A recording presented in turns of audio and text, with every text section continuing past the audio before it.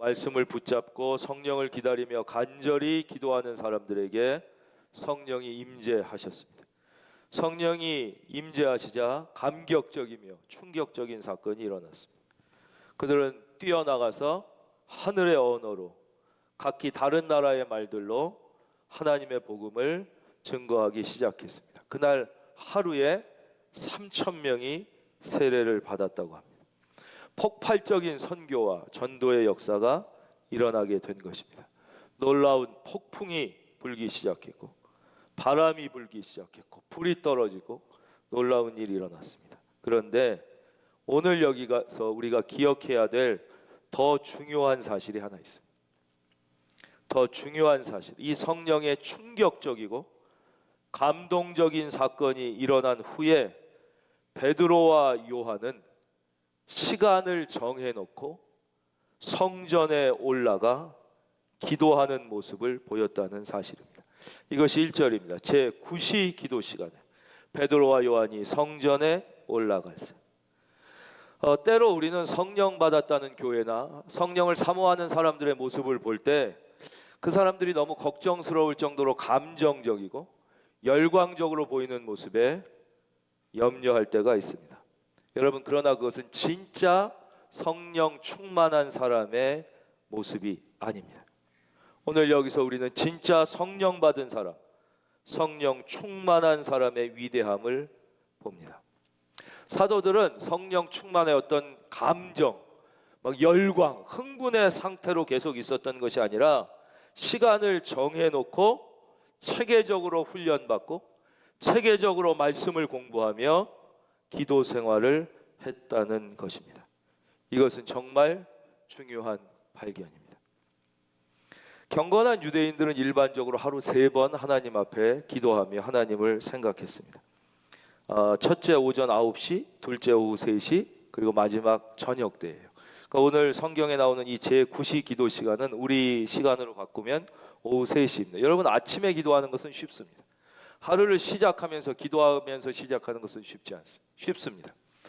모든 일을 마치고 기도하는 것도 그렇게 어렵지 않습니다. 하루가 끝났기 때문입니다. 그러나 일하는 도중인 오후 3시에 기도하는 것은 쉽지 않습니다.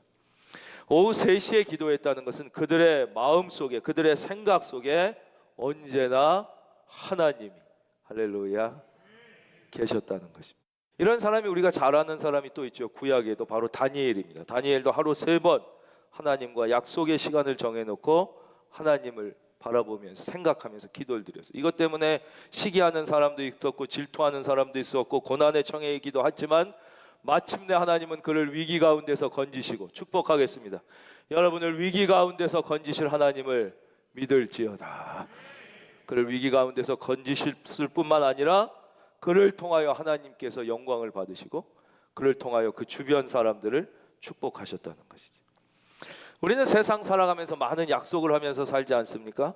어떤 약속은 해놓고 지키지 못할 때도 있습니다. 그러나 대통령과 시간 약속을 해놓고 지키지 않는 사람은 없을 것입니다.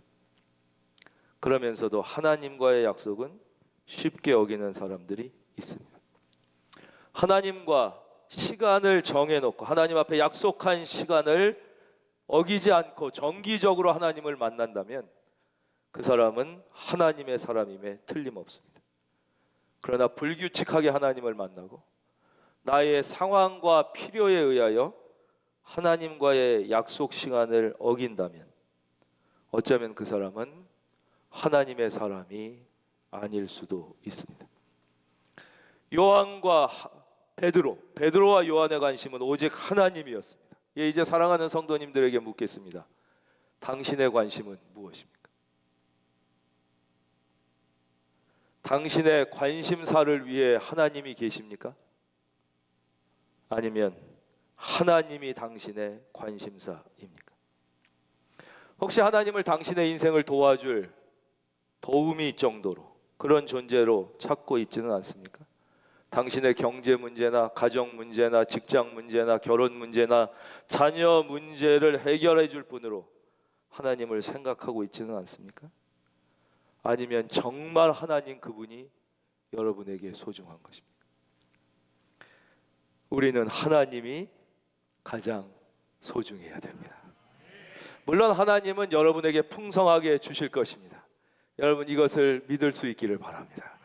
하나님은 풍성하게 주셔요. 그러나 주시는 것이 좋아서가 아니라 하나님 그분이 좋아야 되는 것이죠. 자녀를 키우면서 아빠로서 저는 아주 가끔 이런 질문을 해봅니다. 우리 애들이 나를 진짜 아빠로서 좋아하는 걸까? 아니면 내가 학비를 주고 용돈을 주고 먹여주고 재워주고 자기가 원하는 것을 해주니까 그 필요를 채워주는 존재로 나를 사랑하는 것은 아닐까? 물론 자녀들이 아빠를 그 아빠로서 사랑하지 않고 나의 필요를 충족시켜주는, 나의 관심사를 채워주는 존재로 사랑한다 할지라도 아빠는 여전히 자녀를 사랑할 것입니다. 그러나 마음은 아플 것입니다. 베드로와 요한의 관심사는 오직 하나님이었습니다. 그들에게는 하나님이 가장 소중했습니다. 그래서 하나님 앞에 시간을 정해놓고 그 약속 시간을 정해놓고 성전에 올라가 기도를 했던 것입니다. 여러분이 하나님이 주시는 것 때문이 아니라 하나님 그분 자체를 소중하게 여길 수 있기를 주의 이름으로 축원합니다. 둘째, 기도는 기적을 준비합니다. 기도는 기적을 잉태하고 기도는 기적을 준비합니다. 기적을 바라는 사람들에게 기적은 잘 나타나질 않습니다. 그러나 그리스도를 바라보는 사람에게 기적은 일어납니다. 기적을 요구하는 사람들의 대부분의 특징, 병 낫기를 원하고 사업이 잘 되기를 원하고 자녀가 이렇게 되기를 원하고 내 소원이 이렇게 응답되기를 원하는 사람들의 마음속에는 아주 인간적이고 본능적인, 그것은 우리 예전에도 보세요. 정한수 물 떠놓고도 빌었어요.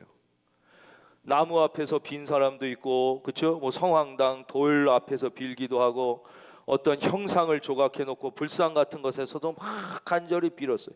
여러분, 그러나 이것은 믿음이 아닙니다. 그런 기복신앙, 무당을 따라다니는 것은 진짜 믿음이 아니에요. 예. 그것은 하나님이 아니고 하나님을 믿는 믿음과는 전혀 다른 것이. 기적은 어떻게 일어납니까? 다시 말씀드리지만 하나님은 그냥 길거리 지나가는 사람이나 아무에게나 축복을 주시거나 기적을 일으키시지 않아요. 하나님은 먼저 그 사람을 준비시키신 다음에, 한번 따라할까요? 준비시키신 다음에. 그러니까 기도한다고 무조건 기적이 일어나진 않습니다. 왜냐? 기적을 일으키시는 분은 하나님이시기 때문이에요. 그러나 여러분, 기도는 기적을 준비하는 게, 왜냐면 하나님은 아무에게나 막 그냥 축복 주고 기적 주시는 게 아니라 먼저 그 사람을 준비시키셔요. 그 사람의 마음을 가난하게 만드시고 그 마음을 낮아지게 만드시고 그 마음을 겸손하게 만드신 다음에 그 사람의 인생에 기적과 같은 축복을, 여러분의 인생과 여러분의 자녀의 인생이 기적을 경험할 수 있기를 바랍니다. 축복의 상식이 되는 것이죠. 우리 중에는 혹시 최근에 이런 생각을 해보신 분들이 계실 것입니다. 세상 사는 게 힘들다. 돈 버는 것이 전부가 아닌 것 같다. 상처도 많이 받는다. 이제 진짜 하나님을 한번 만나보고 싶다. 진짜 인생을 좀 사람답게 살아보고 싶다. 혹시 최근에 이런 생각이 드셨다면 그것은 하나님이 주신 마음입니다. 하나님이 여러분을 만나 주시기 위하여, 여러분에게 응답하시기 위하여, 여러분에게 기적과 축복을 베푸시기 위하여 하나님이 여러분을 준비시키고 계신 것입니다. 그런 마음이 들 땐 기도해야 합니다. 여러분, 하나님 앞에 기도하고 말씀 앞에, 하나님 앞에 서서, 말씀 앞에 서는 게 하나님 앞에 서는 거예요. 조용히 자기 자신을 발견해야 합니다. 하나님은 기적을 주시기 전에 반드시 준비시키시고 축복을 주시기 전에 반드시 그 사람에게 기도의 시간을 요구하십니다. 마음을 가난하게 만든. 여러분, 생각을 하고 지시를 하고 말을 하면 사람이 움직이기 시작합니다. 그러나 여러분이 기도를 하면 하나님이 움직이시기 시작하시는 거죠. 베드로와 요한은 하나님 앞에 시간을 정해놓고 그 약속한 시간을 꼭 지키며 기도했습니다. 셋째, 기도하는 사람에게 하나님은 복된 만남을 예비하십니다. 여러분, 인생은 누구를 만나느냐가 얼마나 결정적인지 몰라요. 이 시간에 그래서 축복을 먼저 드리고 말씀을 계속 진행할 텐데요. 여러분의 인생에, 여러분의 자녀의 인생에 만남의 축복이 있을지어다. 그런데 바로 하나님은 기도하는 사람에게 이 만남의 축복을, 복된 만남을 허락하시는 거예요. 그래서 이 베드로와 요한이 기도하러 갔기 때문에 하나님은 이 베드로와 요한을 위한 한 사건을 예비하신 거예요. 바로 날 때부터 못 걷게 되니, 2절에 나옵니다. 2절 화면 볼까요?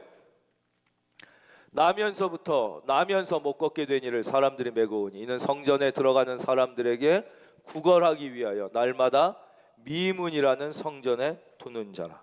옛 번역에는 이렇게 안 나와 있죠. 날 때부터 앉은뱅이 되니 이렇게 돼 있어요. 근데 이제 갈수록 우리가 장애인들을 표현하는 데 있어서 좀 조심해야 된다. 그래서 이렇게 했는데요. 그냥 나면서 못 걷게 되니라는 표현보다는 사실은 앉은뱅이라는 표현이 훨씬 더 이 말씀을 우리에게 직접적으로 피부에 와닿게 설명하고 있는 단어입니다. 그래서 오늘 저는 말씀을 전하면서 그 두 단어를 좀 혼용해서 쓰려고 그래요. 이 앉은뱅이, 날 때부터 앉은뱅이 된 이 사람이 미문이라는 성전문에서 구걸을 했어요. 이 미문이 뭔지 설명을 드릴게요. 이제 한번 생각해 보세요. 성전이, 예수님 시대의 성전이 어떻게 생겼냐? 그럼 이렇게 예배당을 생각하시면 안 돼요. 엄청나게 큰 운동장을 생각하셔야 돼요. 성전은. 그래서 큰 밖에들이 있어요. 그리고는 담장이 쳐져 있습니다. 크게. 그리고 이 담장 안으로 들어오는 문이 두 개가 있는데 한쪽에 있는 문이 미문이라는 이름의 문이라서 평신도가 성전 마당 운동장으로 들어오는 문이에요. 그 반대쪽에 있는 문이 제사장들만 성전 마당으로 들어오는 문이 이렇게 있어요. 그 들어오면 큰 운동장이 나와요. 마당이. 그게 이방인의 뜰이에요. 거기 이방인은 거기까지만 올 수가 있어요. 거기서 또 문 하나를 이렇게 통과해서 다음 마당으로 들어가면 거기가 여인들의 뜰이라는 이름이에요. 여자는 거기까지만 들어올 수가 있어요. 기분 나빠하지 마세요. 그 2000년 전에 그랬던. 그리고 거기에 문이 또 니카노르의 문이라는 아주 화려하게 지은 문이 있어요. 그 문을 들어가면 그 다음 마당의 이름이 이스라엘인의 뜰이에요. 거기 남자 유대인은 거기까지 들어올 수 있어요. 그 다음은 제사장의 뜰이 있어요. 그걸 지나면 비로소 성전이 있어요. 이런 건물이 있고 거기에 우리가 잘 아는 성소가 있고 지성소, 1년에 단 하루 대속제일에 대제사장만 들어갈 수 있는 지성소가 있는 거예요. 그러니까 미문은 뭐냐면 성전에 기도하거나 제사 드리려고 오는 사람들이, 가장 많은 사람들이 이렇게 지나들었던 것이에요. 왜 거기다 놨을까요? 충분히 이해가 가죠. 왜냐? 성전에 들어오고 기도하거나 제사 드리려고 오는 사람들의 마음이 지금 착하고 자비롭고 이런 마음이 있을 테니까 그 앞에 목 좋은 데, 소위 말하면 목 좋은 데서 이 구걸을 해야 이 사람들이, 착한 마음을 가진 사람들이 많이 이 구걸을 도와줄 테니까 거기에다가 놓은 것이죠. 바로 이 불쌍한 날 때부터 앉은뱅이 된 사람과 베드로와 요한, 베드로가 만난 것이에요. 여러분, 기도하지 않는 사람에게 모든 만남은 우연입니다. 팔자입니다. 그냥 그렇게 만나는 것입니다. 그러나 기도하는 사람에게는 그것이 우연이 아니라 필연이고 팔자가 아니라 축복이고 여러분의 모든 만남 가운데 하나님의 섬세한 손길이 여러분의 인생을 움직이고 있다는 사실을, 할렐루야, 기도하는 사람은 발견하게 됩니다. 기도하는 사람은 경험하게 되고 기도하는 사람은 그래서 간증이 있습니다. 하나님의 계획과 섭리 속에서 하나님이 이 만남을 허락해 주셨고 축복을 주셨다는 것을 깨닫게 되는 것이죠. 이 나면서부터 앉은뱅이 된 이 사람, 이 불쌍한 사람이, 진짜 누가 뭐라 그래도 불쌍한 사람이에요. 오늘 우리는 먼저 이 사람의 5가지 상황을 살펴보려고 합니다. 이것이 중요한 이유는 바로 2000년 전 이 날 때부터 앉은뱅이 돼서 성전 미문에 앉아서 구걸하던 이 사람의 바로 오늘 우리의 실존이기 때문에, 이것은 2000년 전의 인생이 아니고 어떤 장애인의 인생이 아니고 이것이 바로 오늘 나의 인생이며 우리의 모습이기 때문에 하나님은 이 말씀을 성경에 담아 오늘 우리에게 던져주시는 것이에요. 첫째, 이 사람은 자기가 원하는 대로 걸을 수 없는 사람이에요. 어딜 가고 싶어도 누가 도와주지 않으면 갈 수 없어요. 마치 날개가 퇴화된 새와 같아요. 독수리처럼 창공을 비상해야 되는데 도시의 어두운 그늘 속에 닭이나 오리가 되어 있는 거예요. 여러분, 새는 날라야 돼요. 알을 깨고 나온 새는 날아야 돼요. 그것이 새의 운명인데 이 새가 닭이 됐어요. 오리가 됐어요. 여러분, 이게 인간의 오늘의 실존입니다. 모든 인간은 하나님의 형상대로 창조된 너무너무 위대하고 존귀한 존재예요. 그런데 모든 인간이 짐승처럼 삽니다. 여러분 한번 생각해 보십시오. 어느 천사가 무엇을 먹을까? 무엇을 마실까? 무엇을 입을까? 고민하고 사는 천사가 어디에 있겠습니까? 근데 우리는 하나님의 형상대로 하나님의 자녀가 됐는데 맨날 짐승들은 맨날 하는 게 뭐예요? 하루 종일 뭘 먹을까 생각하면서 다니는 게 전부인데 이 존귀한 하나님의 형상으로 창조된 우리가 완전히 날개 잃은 새처럼 비참해진, 즉 우리에 갇혀있는 백두산 호랑이처럼 그렇게 사는 것이, 앉은 뱅이만 걸을 수가 없는 게 아니라 우리는 걸어야 되는데 모든 인생은 앞으로 걸어가고 전진하고 발전해야 되는데 우리도 똑같은 모습입니다. 제가 이제 우연히 광교 수목원, 광교래요. 광릉 수목원에 갔다가 철창에 갇혀져 있는 호랑이를 본 적이, 임시로 가둬놓은 거예요. 왜? 이게 옮기는 과정이 있었어요. 그러니까 보통 동물원 같지 않고 철창이 아주 그냥 이 앞에 있어서 호랑이의 눈동자를 바로 눈앞에서 바라볼 수 있었어요. 거대한 시베리아산 호랑이가 그 우리 안을 정신없이 불안하게 움직이고, 그 호랑이의 눈동자에서 저는 말할 수 없는 불안과 절망을, 그때 그 눈동자의 절망과 불안을 저는 잊을 수가 없습니다. 그런 존재가 오늘의 인간입니다. 하나님을 잃어버린 인간입니다. 눈에는 불안과 절망이 있습니다. 이 사람은 걸을 수 없는 사람이었습니다. 사람은 걸어야 합니다. 그러나 이 사람은 걸을 수 없었습니다. 우리도 마찬가지입니다. 인간은 나아가야 하고 나이가 몇 살이든 간 내일이 오늘보다 좋게 변화돼야 되는데 그렇지 못하고 하루하루 그냥 늙어가는 모습. 둘째, 이 사람은 나면서부터 장애인이었습니다. 나면서부터 안전뱅이에요. 근데 그 원인이 자기에게 있지 않습니다. 이 사람이 무슨 살다가 실수를 했거나 무슨 어떤 잘못을 해서 안전뱅이가 된 게 아니에요. 태어날 때부터 불구였다. 바로 우리는 여기서 죄의 본질을 발견합니다. 그렇습니다. 인간은 태어나면서부터 이미 죄인입니다. 본질적인 죄인입니다. 내가 자의식이 생기고 자아가 형성되면서부터 죄인인 게 아니라 나의 자의식이 생기기 이전부터, 자아가 생기기 이전부터 우리는 이미 죄인인 것입니다. 여러분, 이 문제를 어떻게 해석할 수 있습니까? 여러분, 이 문제를 어떻게 해결할 수 있습니까? 여러분, 인간은 선하지 않습니다. 인간은 본질적으로 죄인입니다. 인간의 마음속에는 자기도 모르는 사이에 악한 생각이, 죄가 안개처럼 피어오릅니다. 그게 인간입니다. 제가 어느 다른 교회를 비판하는 설교를 한 2번 정도 한 적이 있어요. 그랬더니 저희 안 사람이 저한테 이렇게 얘기하더라고요. 우리도 다 하나님 앞에 완전하지 못한데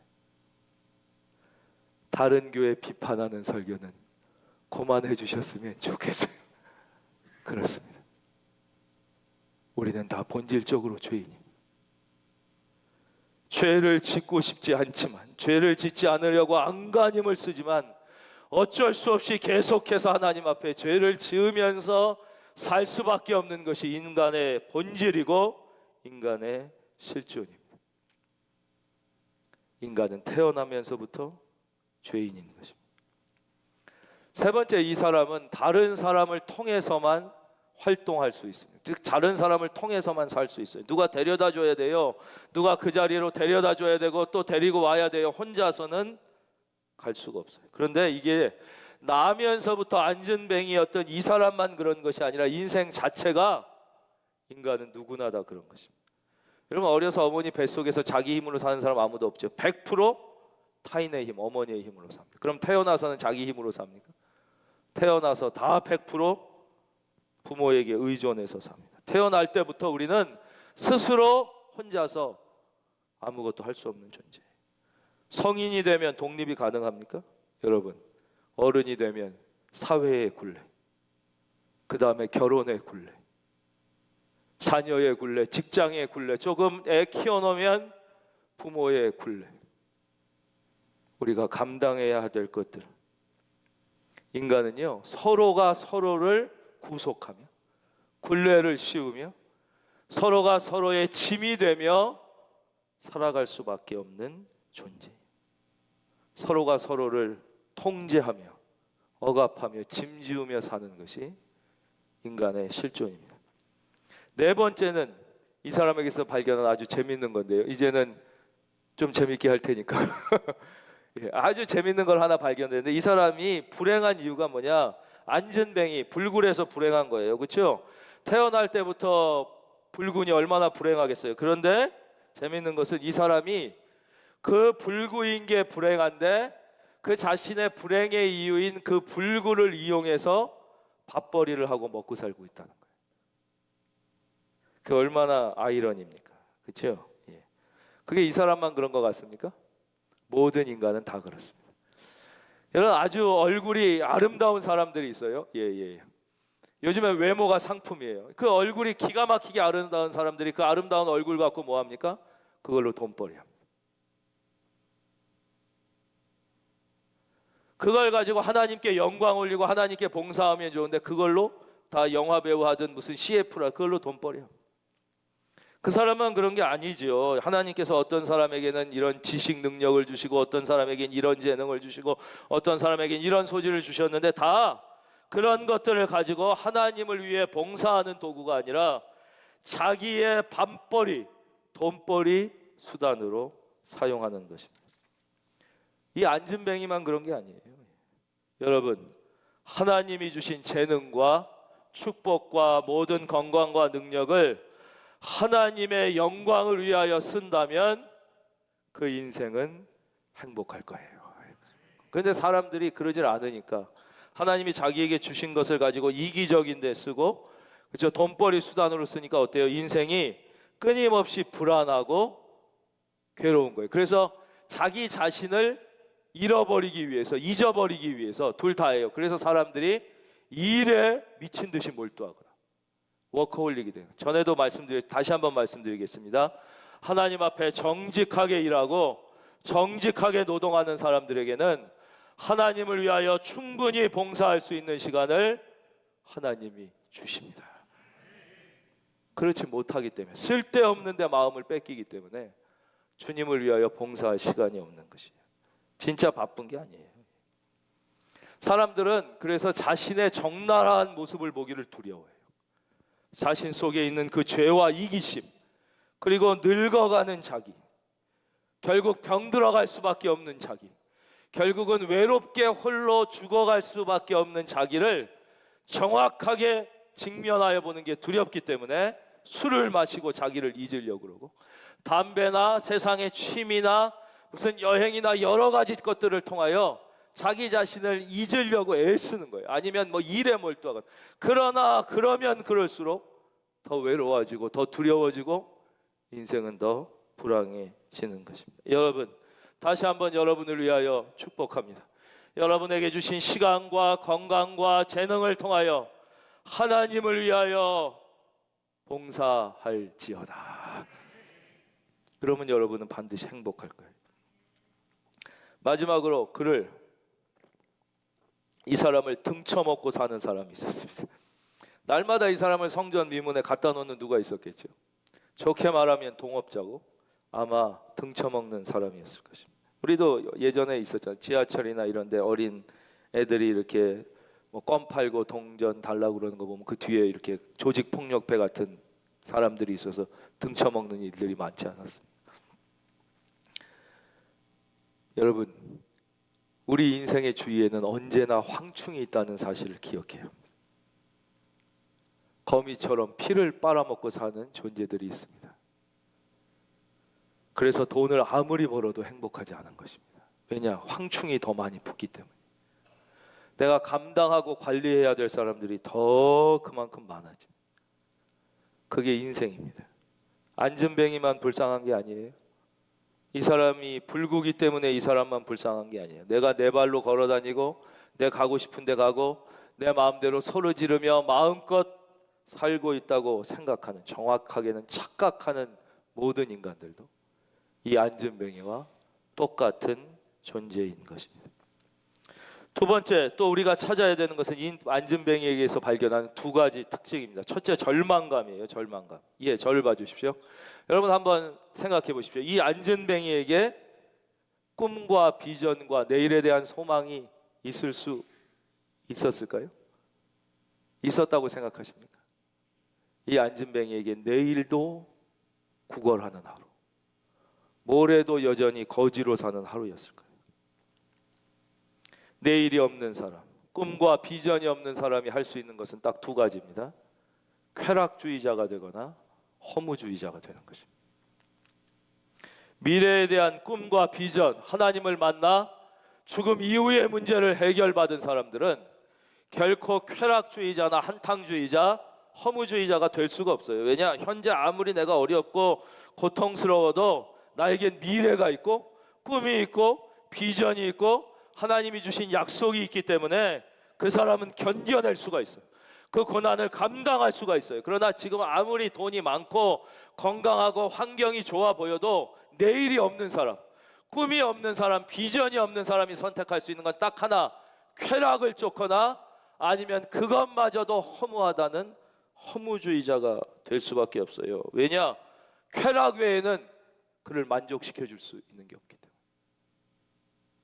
그래서 알코올 중독자가 되고, 그래서 SNS나 핸드폰의 노예가 되고, 그래서 취미의 노예가 되고. 그런데요, 그것도 다 늙으면 못합니다. 그래서 하면서도 계속 불안한 거예요. 여러분, 우리나라 노래 중에 그거 있잖아요. 노세 노세 젊어서 노세 늙어지면 못 노나니. 여러분, 그건 진리입니다. 늙으면 놀지도 못합니다. 그러니까 이 세상에 쾌락을 추구하는 모든 인생의 근본에는 심각한 불안감이 있어요. 왜냐? 늙지 않을 수 없으니까. 늙으면 이것조차도 못하게 되니까. 돈 버는 것도 마찬가지예요. 월커홀릭도 내가 일에 지금 미쳐있지만 늙으면 이것도 못하니까. 자꾸 더 자기 자신을 잊으려고 몰두하게 되는 것입니다. 이 사람에게는 소망이 없었습니다. 이 사람에게는 내일이 없었습니다. 여러분, 그러나 꼭 기억하십시오. 하나님은 모든 인간에게 더 좋은 내일을, 더 좋은 변화를, 현재의 고난이 장차올 영광과 비교할 수 없듯이 여러분의 내일이 오늘보다 훨씬 더 좋을 거라는 사실을 믿을지어다. 어떻게 그럴 수가 있습니까? 그냥 목사가 말도 안 되는 덕담을 하는 것입니까? 아닙니다. 여러분이 예수 이름 안에 산다면, 여러분이 예수를 위하여 산다면, 이분이 여러분에게 주신 모든 시간과 재능과 모든 능력을 가지고 하나님을 위하여 봉사할 수만 있다면 모든 사람의 인생은, 그 사람이 지금 90이 아니라 100세라 할지라도 내일이 오늘보다 할렐루야 더 좋은 인생이 되게 되어 있는 것이, 반드시 더 나은 인생으로 변합니다. 인간은 짐승이 아닙니다. 짐승은요, 사자도 젊었을 때가 전성기예요. 사자 늙으면 다, 사자도 다 헛슬슬하게 죽어요. 여러분, 인간이 몸뚱이만 있는 짐승입니까? 젊을 때가 최고고 진짜 늙으면 다 그렇게 되는 것입니까? 하나님을 잃어버린 인간은 스스로를 짐승으로 만들잖아요. 그렇죠? 우리가 다 무슨 아메바에서 오고 무원숭이에서, 짐승이니까 짐승은 잘나봤자 사자니까 늙으면 다 버림받는 거예요. 시간 지나가는 게 한이고 내일이 두렵고 내일에 대한 소망과 기대가 없을 수밖에 없어요. 시간이 지날수록. 그러나 하나님을 믿는 우리에게는 현재의 고난은 장차올 영광과 좋게 비교할 수 없도다. 인간은 육체적 존재가 아니라 영적인 존재이기 때문에 그러나 이 사람에게는 그럴 가능성이 없었죠. 오직 절망감뿐이었습니다. 둘째, 이 사람에게는 구원이 없었습니다. 여러분, 구원은 철저히 밖으로부터 오는 것입니다. 사람이 자기가 노력하거나 애써서 구원을 얻을 수 있다면 그럴 수 없어요. 그건 구원이 아니에요. 이거는 2000년 전에 구걸하던 장애인인 이 사람인 뿐만 아니라 오늘을 살고 있는 모든 사람에게도 마찬가지예요. 첫째, 아까도 말씀드린 인간에겐 미래가 없어요. 인간에게는 죽음 이후의 문제를 해결할 방법이 없어요. 그래서 구원을 받아야 돼요. 이 구원받지 못하면 모든 인간들은 그래서 미래에 대한 두려움 때문에 절망감을 갖고, 이 절망감을 잊기 위해서, 그렇죠? 자기 자신을 잊기 위해서 아까도 말씀드렸지만 워커홀릭, 일에 몰두하거나 쾌락에 몰두하거나 둘 중에 하나인 거예요. 그러나 이것도 늙어지면 못한다고 그랬잖아요. 그러니까 늘 마음속에 불안감이 있는 거예요. 여러분, 인간 안에는 구원이 없습니다. 절망 외에는 없습니다. 어떠한 인간이 만든 철학도, 사상도, 교육도, 제도도, 여러분 꼭 잊지 마셔야 되는 게 어떤 종교도 결코 인간을 구원할 수 없습니다. 철학, 사상, 교육, 문화, 제도만 인간을 구원할 수 없는 게 아니라 어떤 종교도 인간을 구원할 수 없습니다. 인간 안으로부터 오는 그 어떤 것, 인간으로부터 시작된 그 어떤 것에도 구원은 없어요. 그러니까 석가모니나 공자나 소크라테스 같은 분이 잘못됐다는 얘기를 하는 게 아니에요. 그분들을 진짜 위대하고 훌륭한 분들이에요. 그러나 그분들 역시 인간에 불과하기 때문이에요. 그래서 거기에는 구원이 없어요. 오직 인간은 인간을 구원할 수 없어요. 하나님만이 인간을 구원하실 수 있고, 그래서 예수 그리스도는 하나님이신 것이에요. 하나님이 인간의 육신을 입고 나를 구원하시기 위해서 왔다고 성경은 말씀하고 있어요. 내가 스스로 돌을 깨우치고 최선의 노력을 다해서 108번대를 물리치고 돌을 깨우쳐서 내 스스로 구원할 수 있다. 여러분, 이제 조금 어려운 건데 여러분 스스로 생각해 보십시오. 이게 이해하실 수 있는 분들은 이제 이 정도까지 이해하실 수 있어요. 인간이 최선의 노력을 다했어요. 돌을 닦고 108번대를 물리쳤어요. 여러분이 그럴 수 있다고 스스로 한번 생각해요. 그래서 내가 구원받을 수 있다면 이것은 말을 바꾸면 뭐예요? 내가 구원자라는 사실이에요. 그렇죠?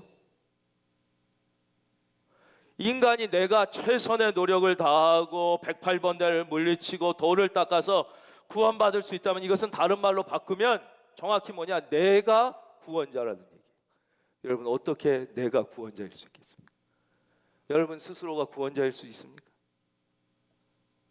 오직 하나님만이, 예수 그리스도만이 인간의 유일한 구원이신 것이죠. 오늘은 여기까지 하겠습니다. 드디어 이 안진뱅이가 베드로와 요한을 만나게 돼요. 3절, 그가 베드로와 요한이 성전에 들어가려 함을 보고 구걸하거늘. 이 안진뱅이는 베드로와 요한을 보고 무슨 어떤 영적인 것, 영원한 구원, 참된 행복, 이거 추구한 게 아니에요. 그냥 돈 몇 푼 달라고 그런 거예요. 은과 금 달라고 그런 거죠. 오늘 예수 믿을 때 처음에 다 만남이 그런 거예요. 우리 인간들이 다 내 어떠한 문제, 은과 금 위해서 예수 믿고, 그렇죠? 그렇죠. 이 인간적, 경제적 필요를 위하여 다 나오는 거예요. 아주 가장 인간적이고 본능적인 요구예요. 그런데 이 사람의 눈이 베드로의 눈과 마주친 거예요. 나는 그냥 돈 몇 푼 달라고, 은과 금 달라고 베드로를 쳐다봤는데 베드로의 눈동자와 이 안진뱅이의 눈동자가 부딪히기 시작하는 순간 이 안진뱅이는 뭔가 이해할 수 없는 어떤 섬광 같은 것을 베드로의 눈에서 보게 됐을 거예요. 드디어 하나님이 이 안진뱅이의 인생에 개입하기 시작하신 것입니다. 여러분 축복하겠습니다.